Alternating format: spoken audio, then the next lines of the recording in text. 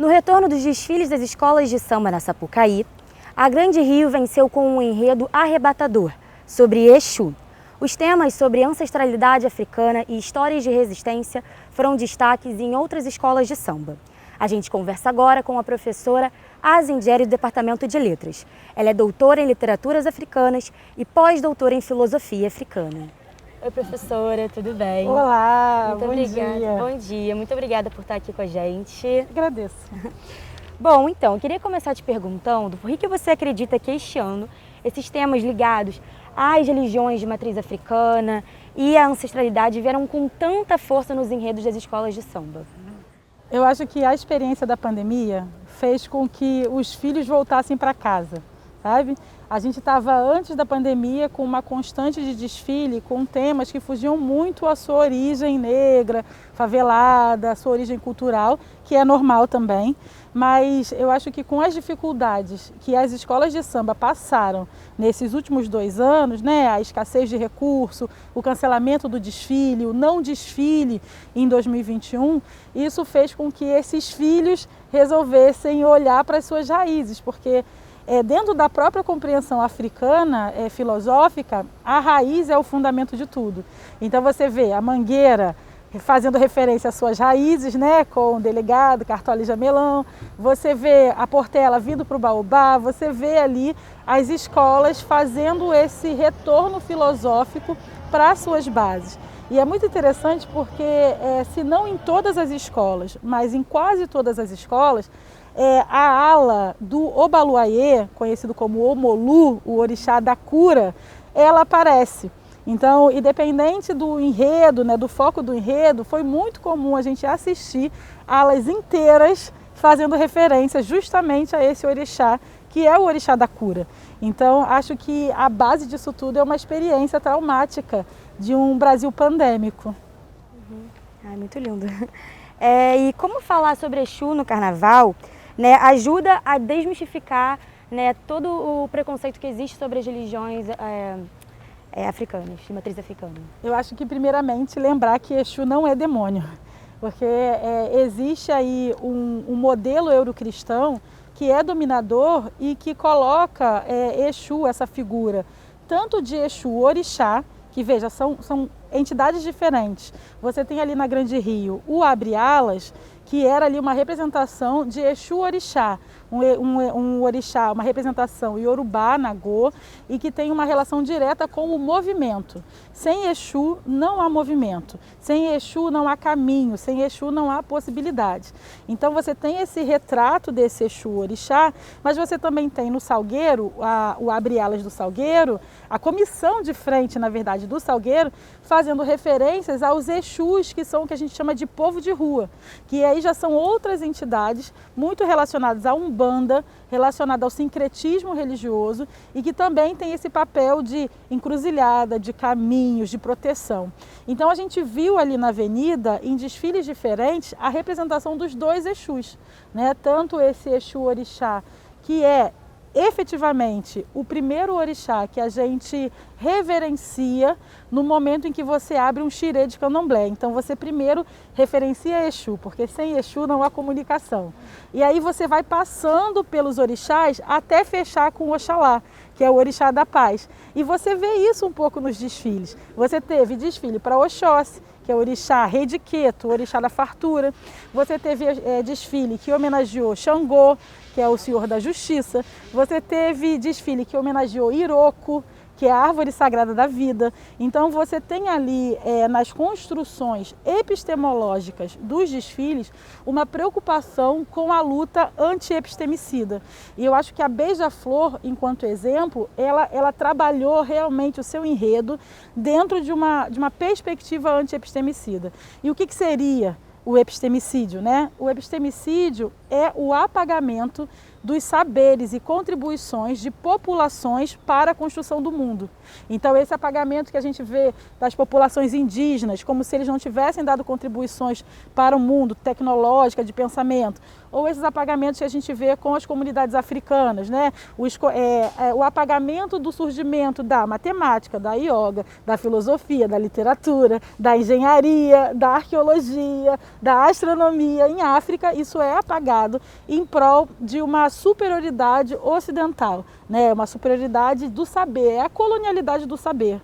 Então, o que eu entendo dos desfiles de 2022 é que, para além desse retorno para casa, existe uma agenda comprometida com as informações, com a circulação de informações baseadas ainda na Lei 10.639 e na 11.645, entende? Então, eu não consigo não olhar para os desfiles com olhos de não alegria, né? Porque é importante. No caso específico da Beija-Flor, o desfile foi extremamente pedagógico.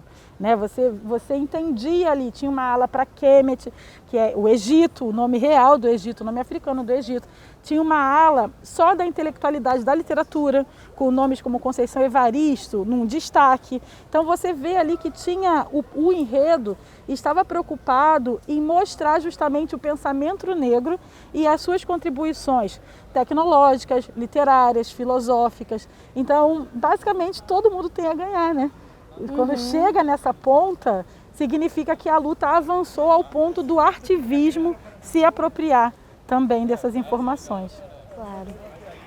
E nas redes sociais tiveram muitos comentários elogiosos às escolas de samba, mas ao mesmo tempo ainda existe muita crítica, né, principalmente pelos temas abordados. E você acha que ainda existe, né, uma falta de conhecimento sobre a origem do samba e sobre a história do Rio de Janeiro, do Brasil em si, né? Existe, até porque o samba ele foi gestado no continente africano e parido no Brasil. O samba, a capoeira, são movimentos artístico-filosóficos, culturais, que têm ali a sua gestação pré-sequestro para a América. Então você consegue ver a ritmicidade do samba, a cadência do samba em outras manifestações na América, dentro de outros ritmos, né, outras musicalidades, mas você também vê ecos no semba, que é um ritmo banto de Angola e que vem aí, né, nesse processo de escravidão, vem nesse conjunto filosófico dessa população e se enraiza no Brasil. E aí é muito importante dizer o seguinte, quando os nossos ancestrais foram sequestrados em África, na Horda dos Milhões, eles saíram do continente enquanto sujeitos, né?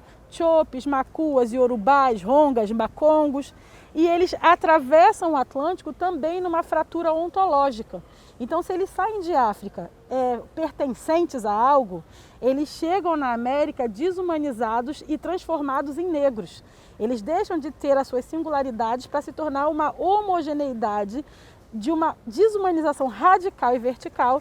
E essas pessoas chegam aqui portando o corpo, a palavra e esse conjunto filosófico-cultural africano.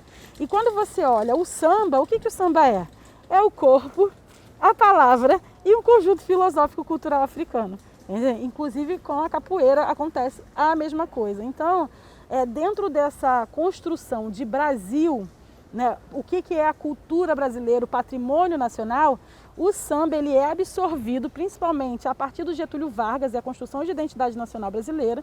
Ele é absorvido enquanto patrimônio nacional e, consequentemente, ele é embranquecido, né? Então, enquanto não interessa, ele é de preto, pobre, favelado. Depois que tem algum tipo de vantagem, de valor, seja ele do capital ou não, mas ganha uma valorização social, aí ele deixa de ser preto, pobre, favelado e se torna patrimônio nacional. E nesse tornar-se patrimônio nacional, ele é embranquecido. Desde 2008, né, é obrigatório o ensino da história das culturas africanas e indígenas nas escolas, desde o ensino fundamental. Então, você acha que esse ensino é feito de forma adequada? Ainda não, mas há muitos avanços, né? De diversas ordens. A gente não pode dizer que nada aconteceu, porque não é verdade, mas ainda há um grande buraco, uma grande lacuna na formação daqueles que precisam formar, né? Porque a lei é um instrumento vertical e rígido, mas tem toda uma geografia social. Então, às vezes você tem um professor que está interessado em ensinar, em incluir a temática na sua sala de aula, mas ele às vezes não sabe nem por onde começar, né? E eu vejo muito isso, eu dou muita formação para professor, mas assim, muita, você não imagina, porque há essa necessidade, há esse interesse, né? Os professores têm interesse em aplicar uma educação antirracista dentro da escola, têm interesse em pluriversalizar os materiais didáticos, há um interesse, mas não só interesse. Com apenas interesse não é possível, né? É preciso outras articulações, inclusive formativas, que deem subsídio para esse professor se sentir qualificado, adequado, né, a isso. E fora que existe muita coisa sobre África que não é ensinado na escola. Então é uma busca assim, meio solitária, de você ter que garimpar sozinho, né, para poder implementar e complementar a sua educação em sala de aula. Mas há avanços? Há avanços. Entretanto, esses avanços ficam muito detidos a novembro, então, o mês da consciência negra. Então, é como se o momento de falar sobre racismo fosse só no mês da consciência negra. E há um apagamento de um dado muito importante, que é o fato do Brasil ser a maior diáspora africana do mundo. Significa que, em termos populacionais, nós somos o segundo maior país negro do mundo. Só perdemos para a Nigéria, né? Nigéria é da onde veio a concepção de Exu e da maioria dos desfiles da escola de samba. Então, o que é para nós, né, brasileiros em geral, se compreender enquanto a maior diáspora africana do mundo? Nós somos 104 milhões de afrodescendentes diretos, né? Dentro de um país que a classificação racial é pessoal. Então você pode simplesmente ser uma pessoa negra e não aceitar isso, não compreender isso. Então, qual o impacto disso, né, de uma educação que tem uma agenda ocidental numa população que não é ocidentalizada nesses termos, né? Qual é o futuro que a gente está buscando enquanto nação quando a gente nega um dado tão concreto e tão realista quanto esse, sabe? Então eu acho que a lei ela veio para dar esse chacoalho, mas ainda são tempos de luta, né? Então vamos ficar muito tempo ainda nesse debate. Perfeito. E agora, para finalizar, como que foi a experiência de desfilar na Beija-Flor? Foi muito legal, muito legal. Eu nem imaginava, eu nunca tinha desfilado, e aí estreei, né, na onda lá no carro alegórico. Eu saí no último carro alegórico, um carro inclusive que estava ali homenageando, o desenho do carro era uma homenagem a Pinar, né? Então esse ícone do samba, essa mulher, e nos fundos do carro era uma homenagem ao Laíla, que é uma pessoa única no mundo do samba, falecido de Covid, que merecia homenagem. E no carro estávamos as 30 personalidades da intelectualidade negra no Brasil.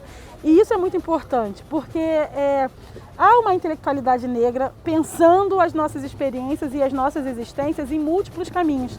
Porque muitas das vezes pensam em pensadores negros quando se trata do racismo. Só que não, nós estamos em todos os lugares, então existem pensadores negros, intelectuais negros na geografia, na engenharia, no design, na química, né? Cheikh Anta Diop, por exemplo, o maior cientista negro do século XX, um cara que era químico, físico e paleontólogo, né? Então isso ajuda também a quebrar essa perspectiva de só ter as pessoas negras falando de raça, como se esse fosse o nosso único assunto, a nossa única possibilidade de nos expressarmos nessa existência. Então esse desfile da Beija-Flor, ele trouxe muito essa discussão sobre o pluriverso de possibilidades que é ser negro, que é ser humano, que é ser um sol vivo, né? Como todos nós somos. Tá ótimo, muito obrigada mesmo. Eu que agradeço. E até a próxima. Até, tchau, tchau.